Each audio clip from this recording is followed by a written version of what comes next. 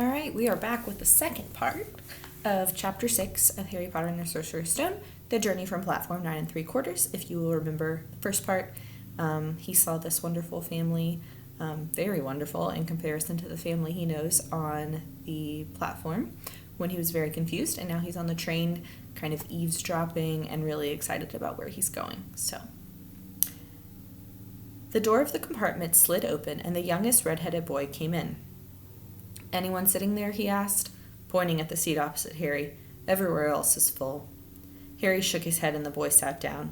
He glanced at Harry and then looked quickly out the window, pretending he hadn't looked. Harry saw he still had a black mark on his nose. "Hey, Ron." The twins were back. "Listen, we're going down the middle of the train. Lee Jordan's got a giant tarantula down there." "Right," mumbled Ron. "Harry," said the other twin, "did we introduce ourselves? Fred and George Weasley, and this is Ron, our brother." "See you later, then." "Bye," said Harry and Ron. The twins slid the compartment door shut behind them. "Are you really Harry Potter?" Ron blurted out. Harry nodded. "Oh, well, I thought it might be one of Fred and George's jokes," said Ron. "And have you really got, you know," he pointed at Harry's forehead. Harry pulled back his bangs to show the lightning scar. Ron stared. "So that's where you know who—" "Yeah," said Harry, "but I can't remember it." "Nothing?" said Ron eagerly. "Well, I remember a lot of green light, but nothing else." "Wow," said Ron. He sat and stared at Harry for a few moments. Then, as though he had suddenly realized what he was doing, he looked quickly out of the window again. "Are all your family wizards?" asked Harry, who found Ron just as interesting as Ron found him. Yeah, I think so," said Ron. "I think Mom's got a second cousin who's an accountant, but we never talk about him." "You must know loads of magic already." The Weasleys were clearly one of those old wizarding families the Pale Boy and Diagon Alley had talked about. "I heard you went to live with Muggles," said Ron. "What are they like?" "Horrible. Well, not all of them. My aunt and uncle and cousin are, though. Wish I had 3 wizard brothers." "5, said Ron. For some reason, he was looking gloomy. "I'm the 6th in our family to go to Hogwarts. You could say I've got a lot to live up to. Bill and Charlie have left already. Bill was head boy, and Charlie was captain of Quidditch. Now Percy's a prefect. Fred and George mess around a lot, but they still get really good marks, and everyone thinks they're really funny. Everyone expects me to do as well as the others, but if I do, it's no big deal because they did it first. You never get anything new either with 5 brothers. I've got Bill's old robes, Charlie's old wand, and Percy's old rat." Ron reached inside his jacket and pulled out a fat gray rat which was asleep. "His name's Scabbers, and he's useless. He hardly ever wakes up. Percy got an owl from my dad for being made a prefect, but they couldn't have... I got Scabbers instead." Ron's ears went pink. He seemed to think he'd said too much, because he went back to staring out of the window. Harry didn't think there was anything wrong with not being able to afford an owl. After all, he'd never had any money in his life until a month ago, and he told Ron so. All about having to wear Dudley's old clothes and never getting proper birthday presents. This seemed to cheer Ron up. "And until Hagrid told me, I didn't know anything about being a wizard, or my parents, or Voldemort." Ron gasped. "What?" said Harry. "You said you know whose name," said Ron, sounding both shocked and impressed. "I'd have thought you, of all people." "I'm not trying to be brave or anything, saying the name," said Harry. "I just never knew you shouldn't. See what I mean? I've got loads to learn. I bet," he added, voicing for the first time something that had been worrying him a lot lately. "I bet I'm the worst in the class." "You won't be. There's loads of people who come from Muggle families, and they learn quick enough." While they had been talking, the train had carried them out of London. Now they were speeding past fields full of cows and sheep. They were quiet for a time, watching the fields and lanes flick past. Around 12:30, there was a giant clattering outside in the corridor, and a smiling, dimpled woman slid back their door and said, "Anything off the cart, dears?" Harry, who hadn't had any breakfast, leapt to his feet, but Ron's ears went pink again, and he muttered that he'd brought sandwiches. Harry went out into the corridor. He'd never had any money for candy with the Dursleys, and now that he had pockets rattling with gold and silver, he was ready to buy as many Mars bars as he could carry. But the woman didn't have Mars bars. What she did have were Bertie Bott's every flavored beans, Drubel's best blowing gum, chocolate frogs, pumpkin pasties, cauldron cakes, licorice wands, and a number of other strange things Harry had never seen in his life. Not wanting to miss anything, he got some of everything and paid the woman 11 silver sickles and 7 bronze nuts. Ron stared as Harry brought it all back into the compartment and tipped it onto an empty seat. "Hungry, are you?"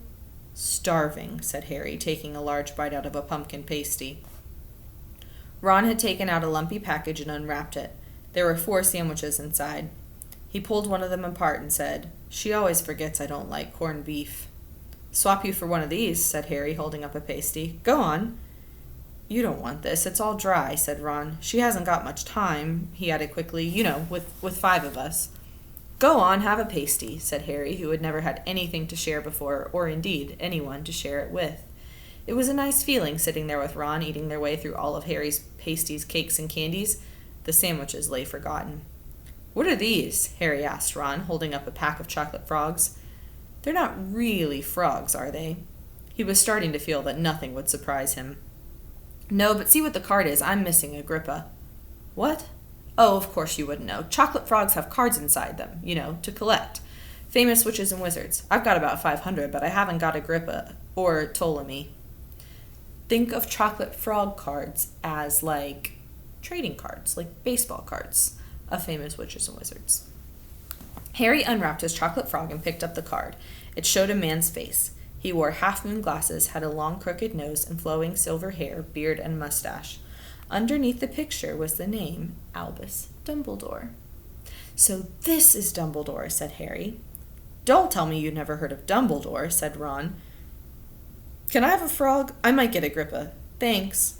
Harry turned his card over and read, "Albus Dumbledore, currently headmaster of Hogwarts. Considered by many the greatest wizard of modern times, Dumbledore is particularly famous for his defeat of the dark wizard Grindelwald in 1945, for the discovery of 12 uses of dragon blood, and his work on alchemy with his partner Nicholas Flamel. Professor Dumbledore enjoys chamber music and 10-pin bowling." Harry turned the card back over and saw, to his astonishment, that Dumbledore's face had disappeared. "He's gone." "Well, you can't expect him to hang around all day," said Ron. "He'll be back." "No, I've got Morgana again, and I've got about 6 of her.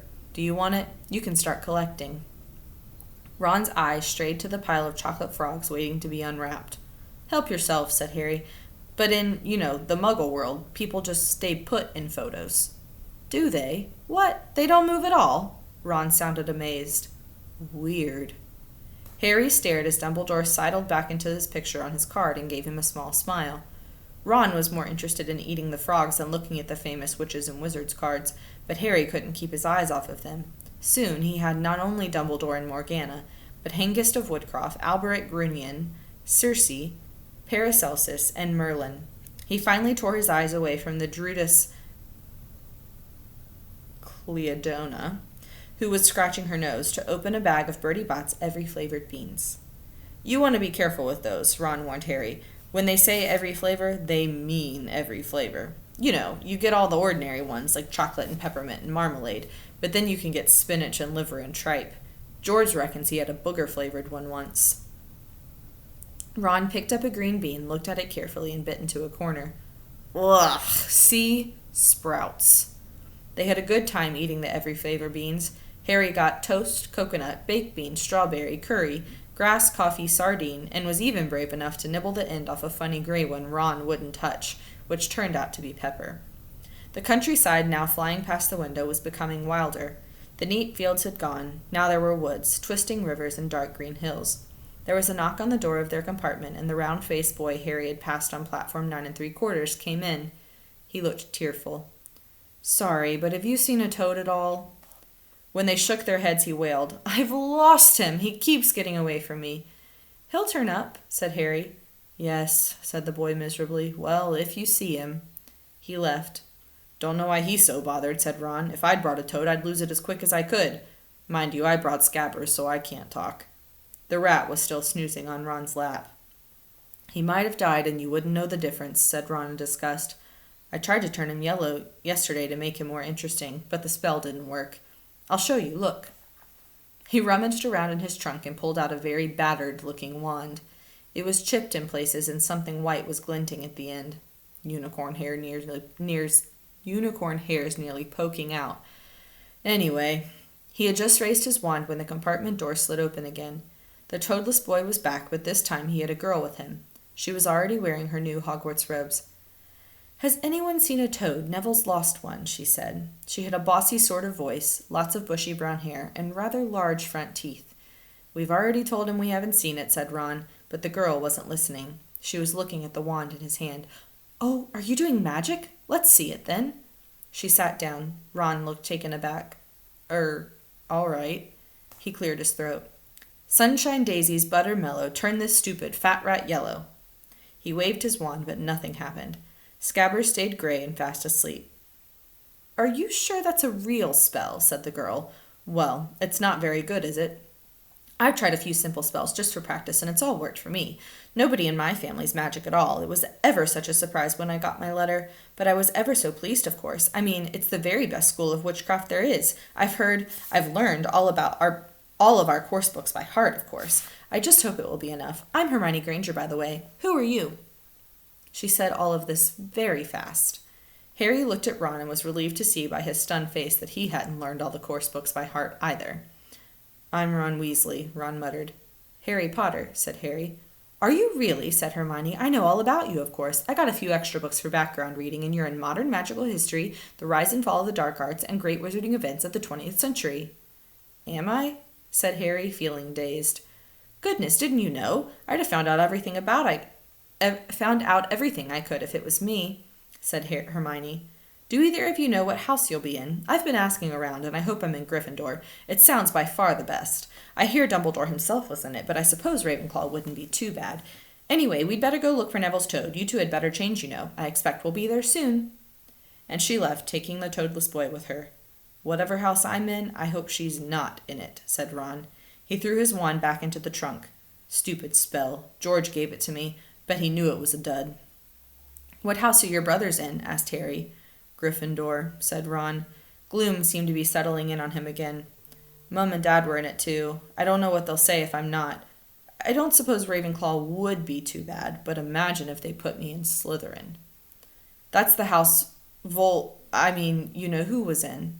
"Yeah," said Ron. He flopped back into his seat, looking depressed. "You know, I think the ends of Scabbers' whiskers are a bit lighter," said Harry, trying to take Ron's mind off houses. "So what do your older brothers do now that they've left, anyway?" Harry was wondering what a wizard did once he'd finished school. "Charlie's in Romania studying dragons, and Bill's in Africa doing something for Gringotts," said Ron. "Did you hear about Gringotts? It's been all over the Daily Prophet, but I don't suppose you get that with the Muggles. Someone tried to rob a high-security vault." Harry stared. "Really? What happened to them?" "Nothing. That's why it's such big news. They haven't been caught. My dad says it must have been a powerful dark wizard to get round Gringotts, but they don't think they took anything. That's what's odd. 'Cause, course, everyone gets scared when something like this happens in case you know who's behind it." Harry turned this news over in his mind. He was starting to get a prickle of fear every time you know who was mentioned. He supposed this was all part of entering the magical world, but it had been a lot more comfortable saying Voldemort without worrying. "What's your Quidditch team?" Ron asked. I don't know any," Harry confessed.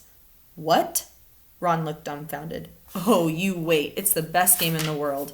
And he was off, explaining all about the 4 balls and the positions of the 7 players, describing famous games he'd been to with his brothers and the broomstick he'd like to get if he had the money. He was just talking Harry through the finer points of the game when the compartment door slid open yet again, but it wasn't Neville the toadless boy or Hermione Granger this time. 3 boys entered, and Harry recognized the middle one at once. It was the pale boy from Madame Malkin's robe shop. He was looking at Harry with a lot more interest than he'd shown back in Diagon Alley. "Is it true?" he said. "They're all saying down the train that Harry Potter's in this compartment. So it's you, is it?" "Yes," said Harry. He was looking at the other boys. Both of them were thick-set and looked extremely mean. Standing on either side of the pale boy, they looked like bodyguards. "Oh, this is Crabbe, and this is Goyle," said the pale boy carelessly, noticing where Harry was looking. "And my name's Malfoy. Draco Malfoy." Ron gave a slight cough, which might have been hiding a snigger. Draco Malfoy looked at him. "Think my name's funny, do you? No need to ask who you are. My father told me all about the Weasleys. They all have red hair, freckles, and more children than they can afford." He turned back to Harry. "You'll soon find out some wizarding families are much better than others, Potter. You don't want to go making friends with the wrong sort. I can help you there." He held out his hand to shake Harry's, but Harry didn't take it. "I think I can tell who the wrong sort are for myself, thanks," he said coolly. Draco didn't go red, but a pink tinge appeared in his pale cheeks. "I'd be careful if I were you, Potter," he said slowly. "Unless you're a bit politer, you'll go the same way as your parents. They didn't know what was good for them either. You hang around with riffraff like the Weasleys and that Hagrid, and it'll rub off on you." Both Harry and Ron stood up. "Say that again," Ron said, his face as red as his hair. "Oh, you're going to fight us, are you?" Malfoy sneered. "Unless you get out now," said Harry, more bravely than he felt, because Crabbe and Goyle were a lot bigger than him or Ron. "But we don't feel like leaving, do we, boys? We've eaten all our food, and you still seem to have some." Goyle reached toward the chocolate frogs next to Ron. Ron leapt forward, but before he'd so much as touched Goyle, Goyle let out a horrible yell. Scabbers the rat was hanging off his finger, sharp little teeth sunk deep into Goyle's knuckle. Crabbe and Malfoy backed away as Goyle swung Scabbers round and round, howling, and when Scabbers finally flew off and hit the window, all three of them disappeared at once. Perhaps they thought there were more rats lurking around among the sweets, or perhaps they'd heard footsteps, because a second later Hermione Granger had come in. "What has been going on?" she said, looking at all the sweets all over the floor and picking up Scabbers by his tail. "I think he's been knocked out," Ron said to Harry. He looked closer at Scabbers. "No, I don't believe it. He's gone back to sleep." And so he had. "You've met Malfoy before?" Harry explained about their meeting in Diagon Alley. "I've heard of his family," said Ron darkly. "They were some of the first to come back to our side after you-know-who disappeared. Said they'd been bewitched. My dad doesn't believe it. He says Malfoy's father didn't need an excuse to go to the dark side." He turned to Hermione. "Can we help you with something?" "You'd better hurry up and put your robes on. I've just been up to the front to ask the conductor, and he says we're nearly there. You haven't been fighting, have you? You'll be in trouble before we even get there." "Scabbers has been fighting, not us," said Ron, scowling at her. "Would you mind leaving while we change?" "All right, I only came in here because people outside are behaving very childishly, racing up and down the corridors," said Hermione in a sniffy voice. "And you've got dirt on your nose, by the way. Did you know?" Ron glared at her as she left.